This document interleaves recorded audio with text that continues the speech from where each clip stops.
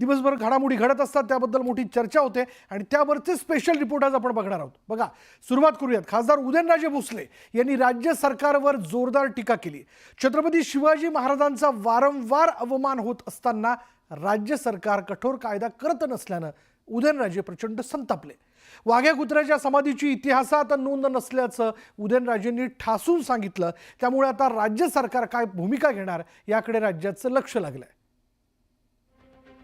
यांना शिवाजी महाराज छत्रपती शिवाजी महाराज छत्रपती संभाजी महाराजांचा अवमान व्हावा ही त्यांची सगळ्यांची मनापासूनची इच्छा आहे. पाशा कोरटकर, रावल्या सोलापूरकर असे क्रियानिष्ठ वाघ्या कोण वाघ्या एकच वाघ होऊन गेला, ते म्हणजे छत्रपती शिवाजी महाराज आणि संभाजी महाराज. कुठला वाघ आहे, का तिथं आलं, कधी आलं, इतिहासात तर त्याची काय कुठं नोंद नाही.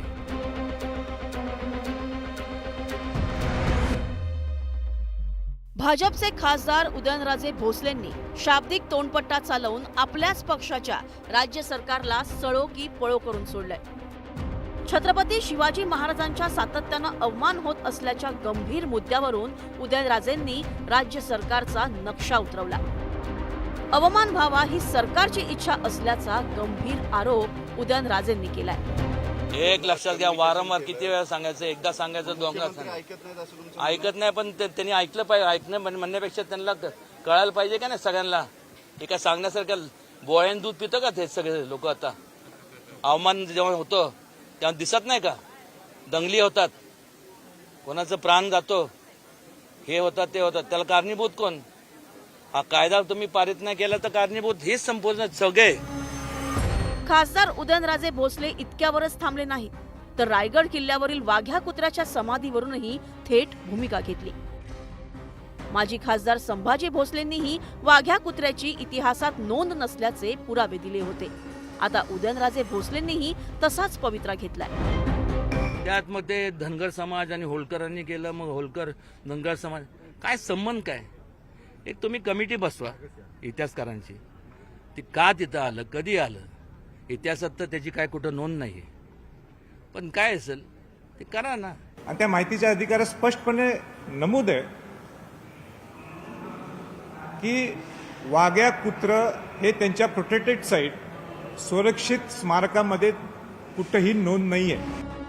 संभाजीराजे छत्रपतींपाठोपाठ उदयनराजे भोसलेंनी वाघ्याच्या समाधीला केलेला विरोध आणि राज्य सरकारवर डागलेली तोफ यामुळे विरोधकांनीही उदयनराजेंची पाठराखण केली आहे. राजे कधी कधी खरं बोलतात, तिथे राहून खरं बोलतात. उदयनराजे त्यांच्या डोक्यात एकदा राग आला की तो कशा पद्धतीनं काढतील. खरं बोलतात.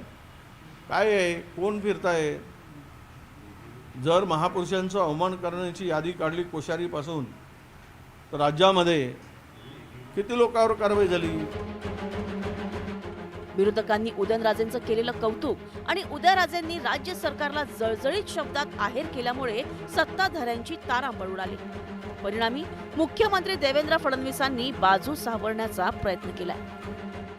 उदयन महाराजांना निश्चित प्रश्न विचारण्याची अधिकार आहे आणि मला देखील ते भेटले आहेत. त्यांची अपेक्षा एवढीच आहे की अशा प्रकारे जे करतात त्यांना कडक शासन झालं पाहिजे. ते आम्ही निश्चितपणे करू. खासदार उदयनराजे भोसलेंनी विशेष अधिवेशन बोलवून कायदा परित करण्याची मागणी केली आहे. कायदा झाल्यास छत्रपती शिवाजी महाराज, छत्रपती संभाजी महाराज यांचा अवमान करायला कोणी धजावणार नाही, याकडे उदयनराजे भोसलेंनी लक्ष वेधलं. आता उदयनराजेंची मागणी राज्य सरकार पूर्ण करणार का, याकडे राज्याचं लक्ष लागलंय. Bureau report, news 18 Lokmat.